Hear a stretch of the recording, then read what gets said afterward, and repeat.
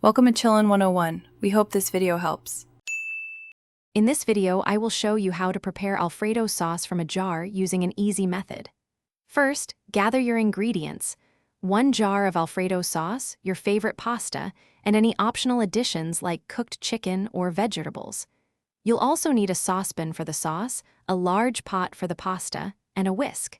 Having everything ready makes the process smooth and quick. While your sauce is warming, let's get the pasta ready.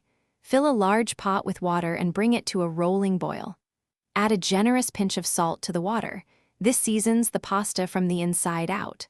Cook your pasta according to package directions until it's perfectly al dente, meaning it's firm to the bite. Before draining, remember to reserve about 1/4 cup of the starchy pasta water.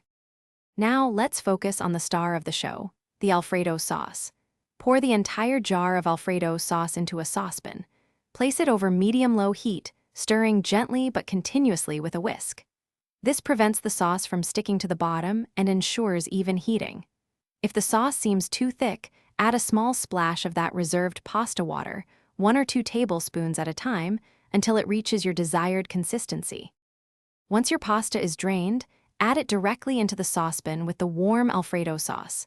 Toss everything together gently, ensuring every strand of pasta is beautifully coated. Cook for another minute or two, allowing the flavors to meld and the pasta to absorb some of that creamy goodness. Serve immediately, perhaps with a sprinkle of fresh parsley or Parmesan cheese. For more great deals, and to check out the Echo Dot smart speaker, be sure to look for the link in the description below.